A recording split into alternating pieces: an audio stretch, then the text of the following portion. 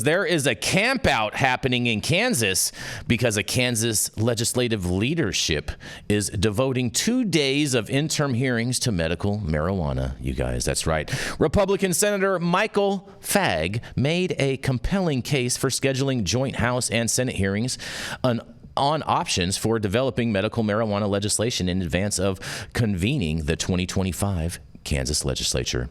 The Legislative Coordinating Council, comprised of Republican and Democratic leadership in both chambers, granted on Tuesday the Senate Utilities Committee chairman's request for 2 days of interim meetings to hash out opportunities for Kansas to join the 14 states that legalize medical consumption of marijuana. 24 other states, including Missouri and Colorado, allow for adult use consumption of pot. And in a quote, although the legislature has worked to address medical marijuana, further study is needed, Fagg said.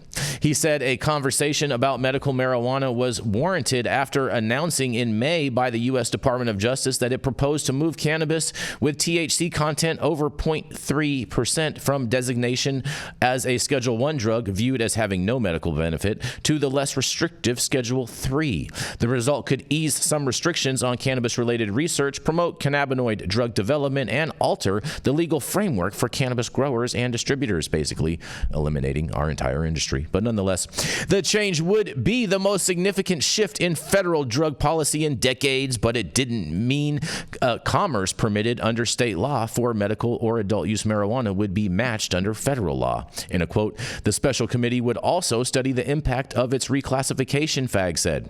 In part, the committee would also consider how other states handled medical marijuana access for military veterans and patients suffering end-of-life medical challenges.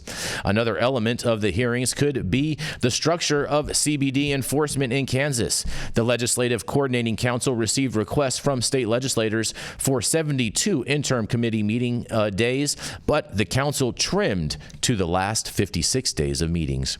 1 day was approved for work of a special committee tasked with examining potential changes to case management services for Kansas with intellectual and developmental disabilities. And these services help individuals enrolled in Medicaid find success in their home communities.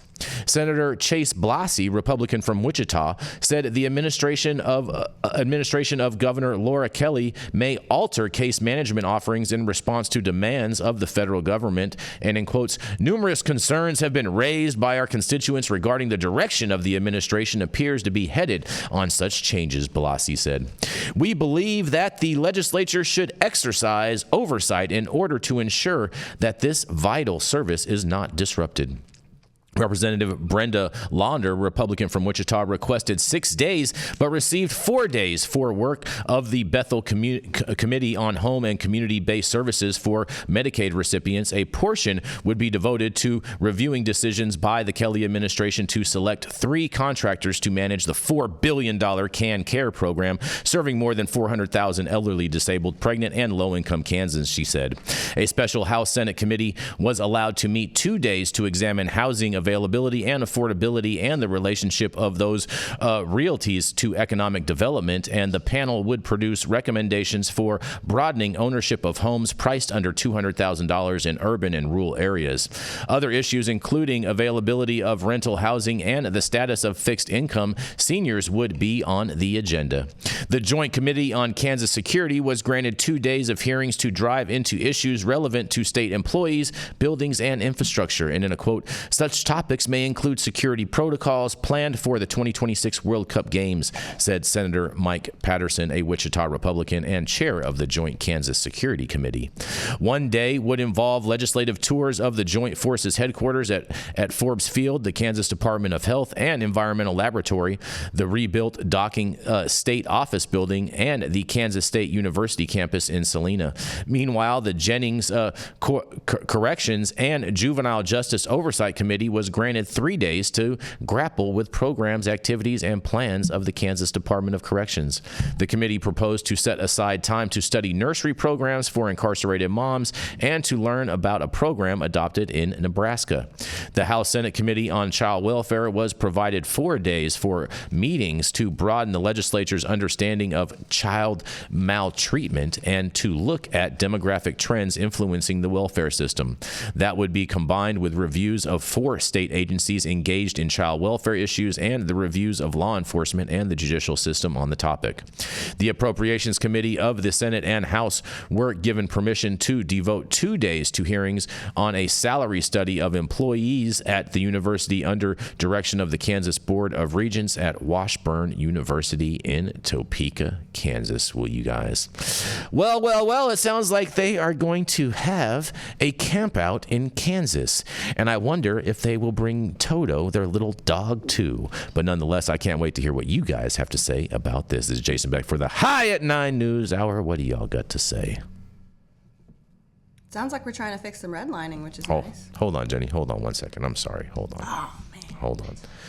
Go ahead, Jenny. My bad. I said it sounds like we're starting to address some redlining, which is nice. I want to hear Rico's opinion on that because I'm pretty sure we're probably aligned on that. Oh, we love some red lines. No, we don't love redlining. What? You don't love Republicans definitely love some red lines. That's how they maintain power. Yeah. That's the wrong red line. Jason That's the wrong red line. We love some red lines. Mm-hmm. Yeah, I think it's a way too deep of a conversation for us to even get started on that red line and shit. Jenny Beth, as you and I know very well. Have to be a teaching moment, Rico. We might not have that much time. Mm-hmm. Like, are they willing to learn? I don't know. I don't really have much confidence in Kansas, anything that's going on in Kansas, but at least they're having the conversation. So I think this is amazing. They're having a conversation. I mean, Nebraska, their neighbor, they just got the signatures for their ballot initiative, and you know what I mean. Like that whole Midwest, North Dakota, we just covered yesterday, got their signatures, and so I just hate with the 24-hour news cycle where we are right now. Like it doesn't matter how much prohibition and prohibition talk that these people engage with today, because 2 years from now, when their state is struggling with tax revenue and everything else, and their neighboring states are making all the money, and they're like, oh, we have to get into this. Like people don't remember all the bullshit that they were against. Right? So I don't know what to say. They're just going to say a bunch of bullshit, prohibitionist, protectionist bullshit, and then when they start hurting, they're going to come around, as you often say, Jason. They evolve on these issues. You ever heard of evolution? That's where evolve comes from. It wasn't too long ago that the GOP did not believe in evolution either.